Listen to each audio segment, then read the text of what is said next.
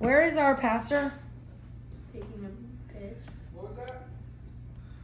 You don't need a mic, Mom. There's no mic connected. It's going to pick up everything. Misa don't have a mic.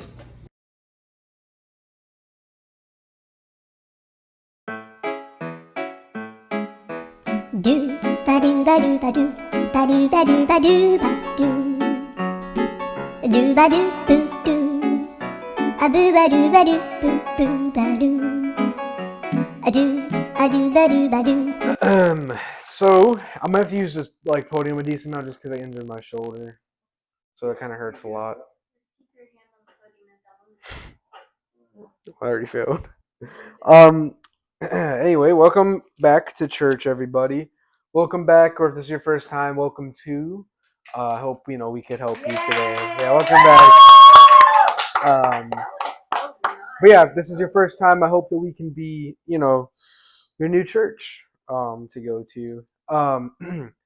So today luckily today we're not as distracted. Today we're a bit more serious. I know last week, it was a nice break, from the normality, but we were definitely a little bit distracted. I think we had to cut out like 12 minutes of footage that we'll probably put in like a blooper reel at the end of the year or something like that.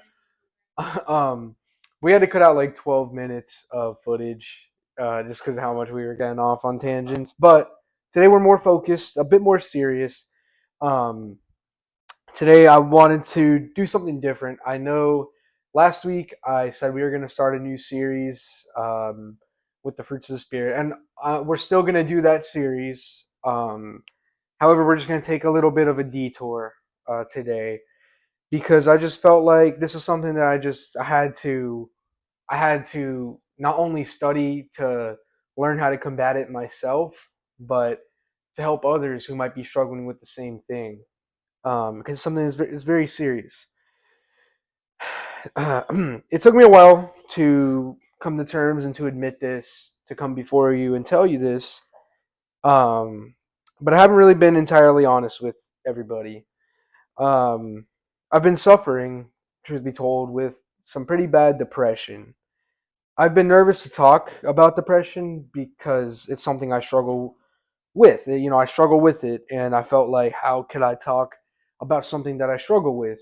You know, but I realized something. Of course, I preached about David and his lust.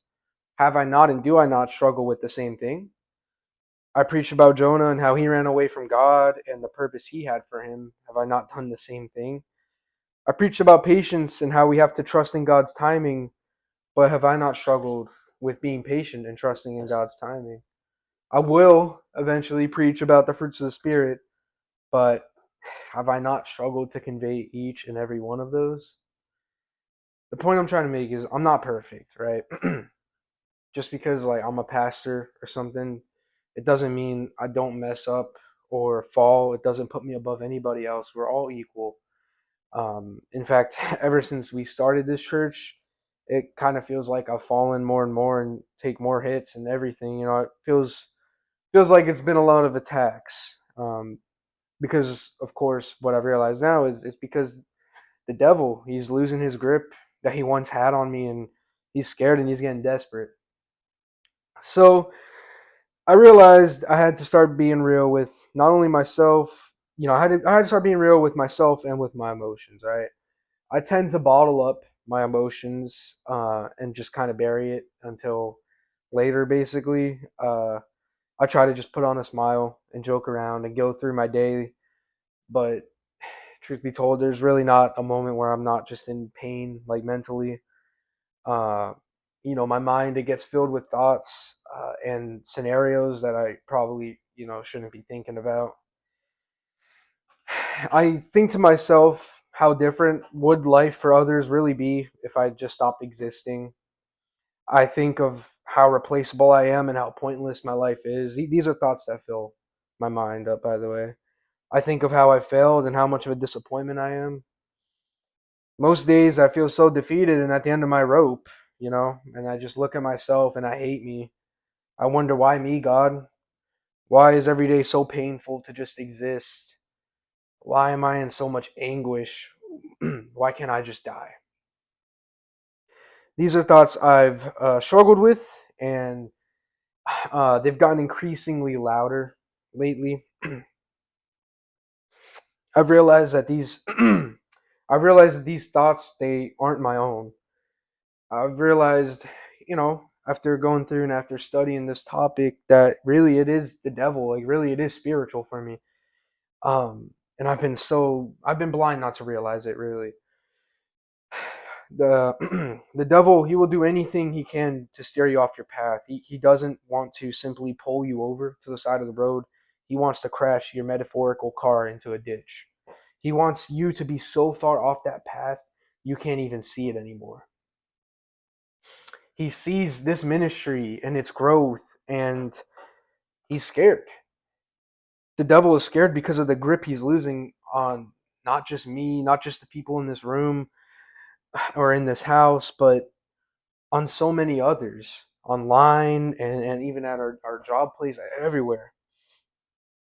Um, the devil is a liar, and depression, it comes from him. The depression is not a thing from the Lord, but it's a thing from the devil. It's a evil, thing. It's trying to make you seem like you're not worth it. You're not, you know, you're just like, as a person, you're just not worth it, and you're just not good, and you're this, you're that, and oh, you suck at this. Like, depression, that's what it is. It's like you're realizing that I'm so defeated and there's nothing I can do, and that's not something that is of God. God wouldn't make us defeated. So I decided to answer a few questions like, what is depression? Why do we struggle with it? And how do we combat it? So clinical depression is a mental health disorder characterized by a persistently depressed mood or loss of interest in activities, causing significant impairment in daily life. So, when you're depressed, it's to compare to something, it's almost like it's not, it's hard to fight it. It's almost like it's probably going to be something I'm going to struggle with forever. Um, but to put in like into like a little analogy or whatever the correct term is, it's almost like you're gushing blood, but there's no cut. Right? You can't find the source. You can't fix it with a band-aid because there's nowhere on you that it's open. It's just gushing blood. You don't know how. You're in pain, but the pain meds won't fix it. Depression, it causes you to feel tired and miserable after the first 5 minutes of doing something. I mean, can you imagine that? Like, everything that you do, you just seem so tired already, and you do a little bit of work here, and then you're so tired after the shift, but other people put in 60-hour work weeks or whatever, and they don't seem tired. Maybe they are, maybe they're just not conveying it, but they seem like, yeah, just another work week. But then you put in a fraction of that and you're defeated. That's what depression is. It's a silent battle that is nearly impossible to fight, and it affects every part of your daily life. So why do we struggle with it? Well, there's a few reasons. we struggle we struggle with depression for numerous reasons, whether it's biological, psychological, social, or spiritual reasons. It's not just one thing. It's often a web of factors that kind of feed into one another. We can suffer from just, I'm going to list a few examples. For example, loneliness and feeling disconnected, even in a world that is like full of hyperconnection. We may hold ourselves to unrealistic expectations and become disappointed in ourselves when we don't meet those expectations, especially when, you'll see social media posts, you'll see people post on social media, and everything looks so perfect, and you strive to one day achieve what they have, and it's just giving you an unrealistic expectation because you're going to strive for this and you want the best, but you can't believe everything you see on social media. um, you may lack purpose or meaning. It's hard, and you question the point of even living anymore. You may ask yourself, what happens if I just let this fire burn, let it consume me and do nothing? What happens if I just give in to it? Would anyone truly care? There's trauma, there's economic pressures, and many more things that lead to depression. I suffer from, if not some of these, definitely, if not all of these, definitely some of these things. And recently, by going through this message, I was able to narrow it down to one box, and that's spiritual emptiness. I realize everything I struggle with has kind of related to how connected I am spiritually. All these things I struggle with are very minute or small for an all powerful God.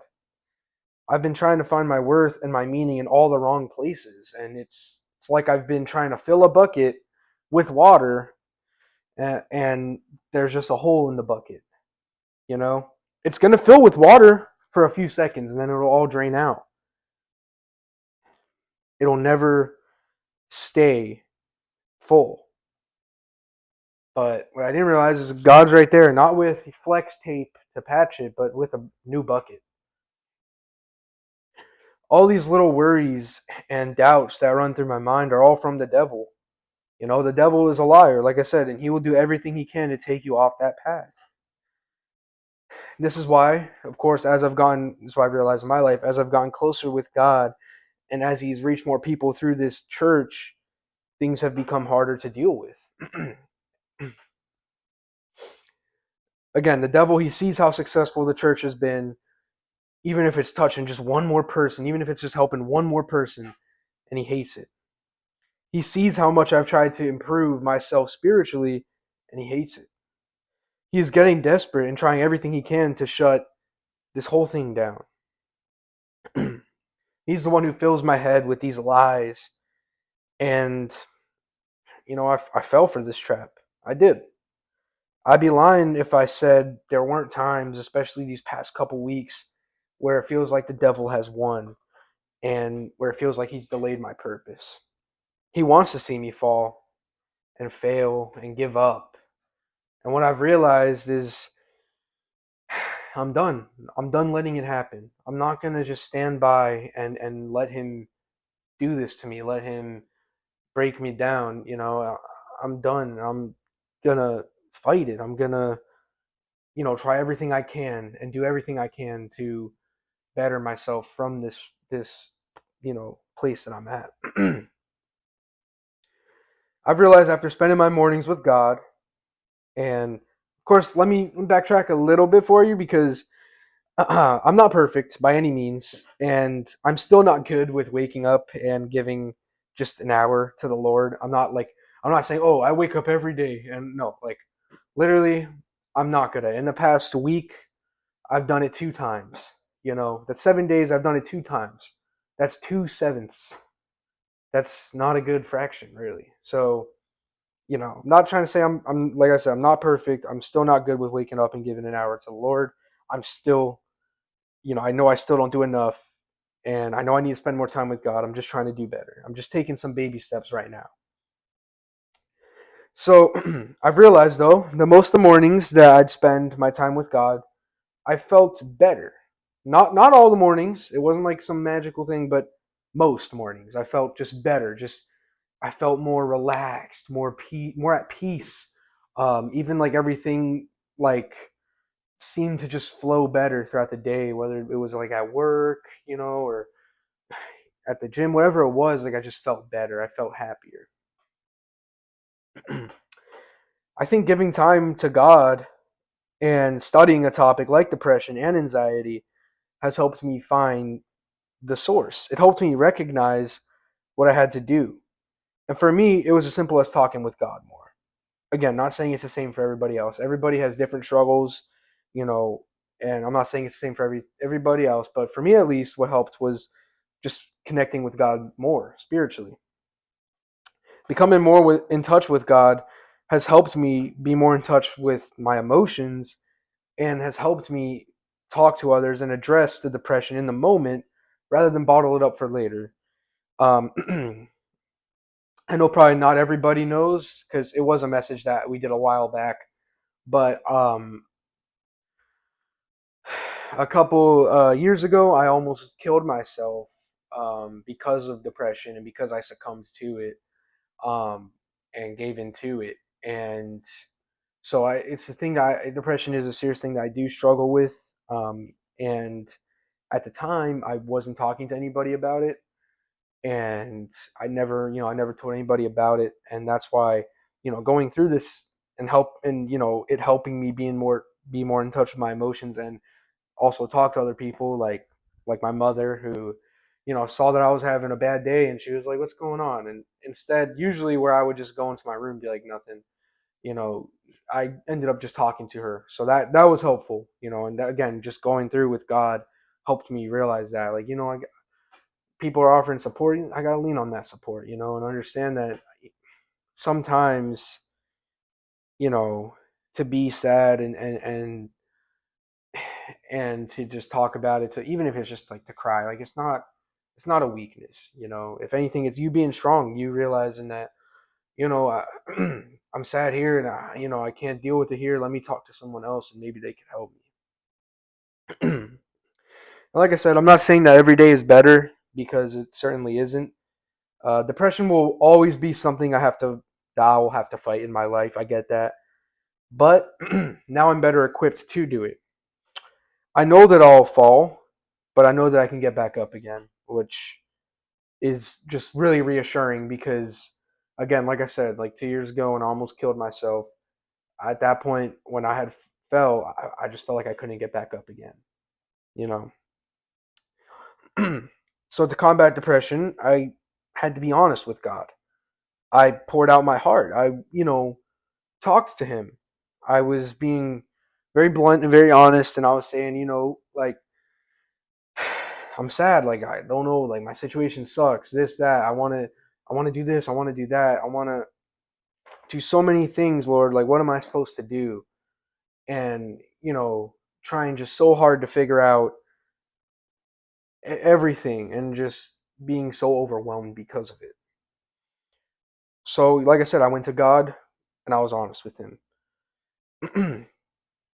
And, what he told me was I was taking things too quickly.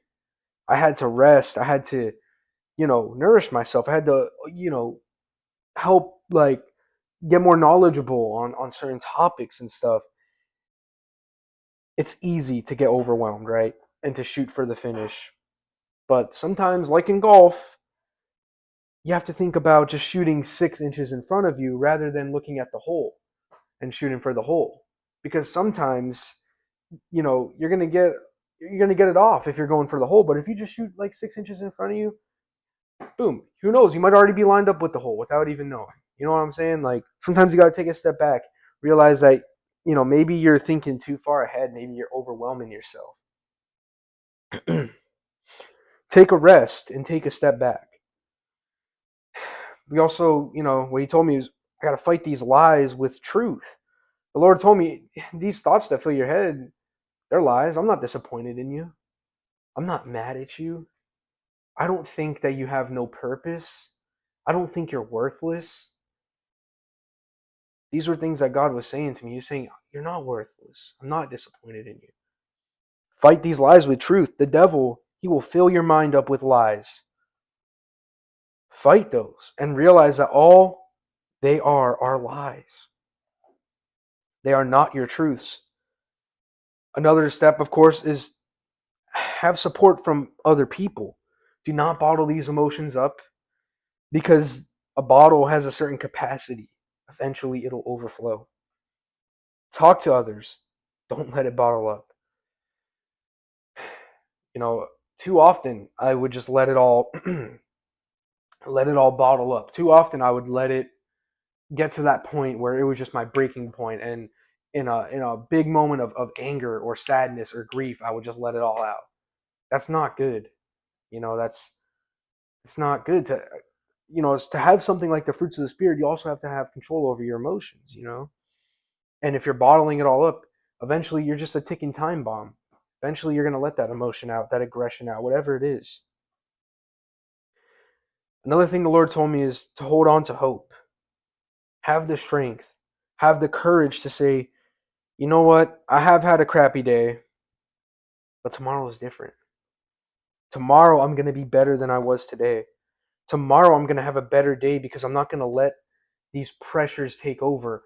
Tomorrow's worries, I'm going to leave those for tomorrow. I'm not going to think about tomorrow today. Yesterday's worries, those happened yesterday. I can't change the past. I can't change how I felt yesterday, but I can change how I feel today, and I can change how I feel tomorrow. Hold on to that hope. I liked I think it was like something Matthew McConaughey said.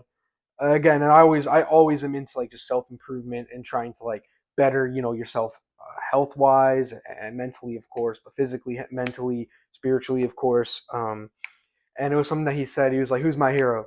My hero is me in 10 years." And then he said, and then 10 years later, I got to that point, and then they were like, "Oh, who's your hero now?" And he goes, "Me in 10 years." And I love that because I'm not just gonna shoot for this. I'm not gonna get to the top of that mountain and stop there. I'm gonna find the bigger one. You know what I'm saying? Like I'm not gonna just let my hero be this person, and then I get to that status 10 years later where, oh yeah, I said my hero was me in 10 years. I'm at that point, right? I'm better. I'm at that point. But what Matthew McConaughey was talking about is there's always something to strive for, to strive to be better, to strive to feel better. And I love it. Who's my hero? Me in 10 years. 10 years later, who's my hero? Me in 10 years. It gives me something to strive for, and I encourage. I mean, it's a good thought process to have and to realize that whatever I again, and I think it goes back to what I just said. Whatever I did yesterday, that's in the past. I'm not going to worry about that. What I'm going to worry about is, I'm going to have a better day tomorrow. I'm going to be happier tomorrow. I'm going to get more done tomorrow. And guess what? Even if you don't get more done tomorrow, even if you're not happier tomorrow, and you make it through the day, think about the same thing the next day. Think about getting better and doing better and being less, sad and figuring out what is that problem in my life. Maybe, I need to fix it. But understanding that, you know, these the depression and these thoughts and these pressures that will take you over, understand that again, these are not like they're minute compared to what God can do for you. They're minute. He's telling us again, like I said, he was telling me right then and there, hey, you're not worthless. You have a purpose. What you're doing right now, because I'll keep praying to him, right? And I'm asking, hey God, what should I do? Career wise, I want to do this, I want to do that. You know what he was telling me? Look where you are right now.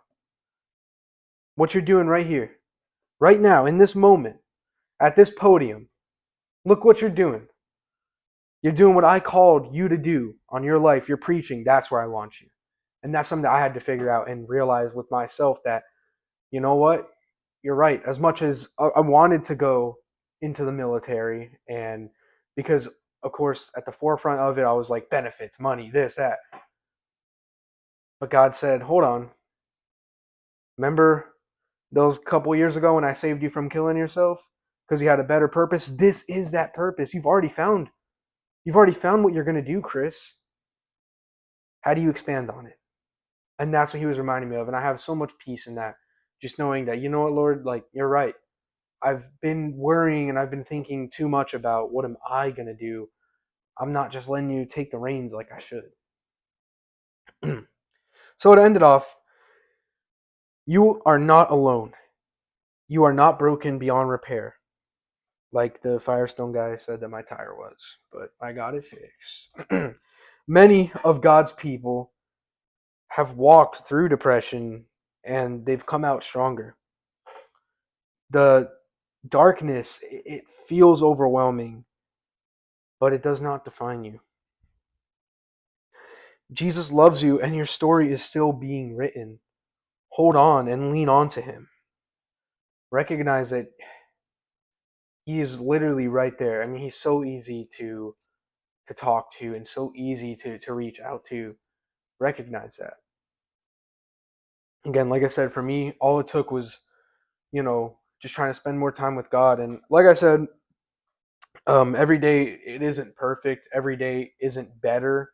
by any means, and again, depression will always be something that I'll struggle with, but just having him there, it it's so comforting to remember. And I didn't write them down, but I had a few verses of comfort. Maybe we can put them on the screen if I find them.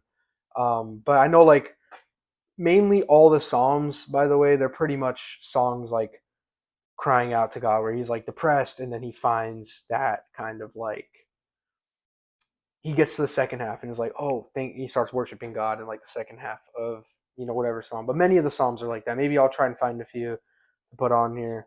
If not, like I said, I mean, I would recommend just reading some of the Psalms because they really are good. Like all about crying out to God and then him answering and him just being comforting. But so that's gonna be the end of the message today. Again, I promise you all, like, Jesus loves you. He's not here to leave you. Anything that is overwhelming, anything that seems too much is very, very small to the Lord. And if any of you are struggling with depression or anything like that, or suicidal thoughts or anything like that, please, like, reach out to somebody, whether it be myself, whether it be somebody close to you, or a hotline, whatever it is. Like, just talk to somebody, because I promise you, um, you know, you it's not a fun thing to struggle with. Like, and I know it's not a fun thing to struggle with because I get those thoughts and stuff, but we shouldn't have a permanent solution to a temporary problem. So just reach out to somebody. Again, myself, somebody around you, whoever. Like, we care. Truly, every one of you, first of all, in this room, in this house, online watching this right now, like, I care about y'all. I love y'all, and I don't want anybody to struggle with these thoughts and these feelings. So I encourage y'all, like, please just be safe, and again, like I said, like, I love y'all. But I'm gonna end us off in prayer. Yeah, sorry. Thank you, Louis. Appreciate that. But I'm gonna end this off in prayer. Go ahead and bow your head and close your eyes. Should we bow the phone down too? No, I'm just kidding. Dear Lord, I just want to say thank you for this day. Really, thank you for this day. I know I say it a lot at the beginning of my prayers. Thank you for this day. Thank you for this day. And it might seem, like, oh, he says in every one of his prayers, whatever. But truthfully, thank you for this day, because I know that my days could have ended 2 years ago. Heck, I mean, they could have ended, honestly, today on my way to work because of how these people drive. But truthfully, thank you for this day that you have made. Thank you for waking me up. Thank you for giving me these legs to walk, these arms to just move around. And thank you for waking me up healthy, Lord. I want to come to you during this time, and I want to ask, again, like, if anybody in this room or online or anywhere is struggling, Lord, with this depression, with these thoughts, and if it's just becoming overwhelming, and they're struggling with self-worth and all these, Lord, let them know that they have worth, that they have purpose, Lord, that they're worth so much, Lord. Especially, like, anybody, especially who has like these thoughts and just you know is suffering terribly, whatever whatever it may be that is making them suffer, Lord, that you would just please help them, Lord, that you will please be that crutch for them to lean on, Lord, that you'll please be there and be present with them, not to skip to the finish, but to be in the pain and to talk with them through it, to be that hug that they might need, Lord, to be that refuge that they need, Lord. I ask that you'll please be with them, Lord. I ask, it's the same thing for myself, that you'll please be with me, Lord, because I myself struggle so much with this depression and with these thoughts, Lord. I just want to ask again, in this moment, Lord, that you'll just please offer that refuge for everybody who's struggling with this, Lord. I want you to make, anybody who's struggling with this, Lord, help them know that they're not alone. Help them know that they're not worthless, that these lies that are filled in their head are not truths, Lord, because they have purpose in you, Lord. They have purpose as a child of God in you, Lord. And, like, you want to know how worth it they are? That you left those other 99 sheep to go search for them, that one sheep that left, Lord, because you love them, and you know that they're worth it. So, Lord, I want to ask that you'll please, comfort us all, Lord, to have that feeling of peace, that feeling of rest, Lord, in you, Lord. I want to ask that you'll please help us have that, Lord, as we go throughout our week. Help us to be more connected with you. Help us to talk with you more, Lord, because you deserve it. You deserve to be talked with. You deserve to to have our love, Lord. You deserve our love. Help us to just talk with you more. Whatever, whenever we have time, whether we're just, waking up in the morning, thank you for waking me up. Getting to work, thank you for getting me to work, Lord. Just help us to have that in our lives, Lord. Help us to remember that, to just get up, to become better, to strive to be better, and to get better with you, Lord, and with purpose, Lord, because you give us purpose. And remind us again, Lord, throughout the week as we go throughout it, that we are worth it. None of us are worthless, and we all have purpose. That rhymed. Thank you, Lord, for everything. Again, just want to spread love to not just everybody in this room, but to everybody online, Lord. I hope that this message could help even one person, at least just one person, Lord. Help it to just help them, and help this to be that fire lit in them, Lord. And again, thank you so much for everything. I want to say that, Lord, that I do love you so much, and I do want to again just keep Jess in our prayers. Unfortunately, she couldn't be with us tonight because of a migraine, pretty bad migraine, but help her with her healing journey, because it's a long journey. But continue to just keep her in your prayers, Lord, and just help us to all be safe throughout this week. Again, Lord, love you so much, and Jesus and I pray, amen.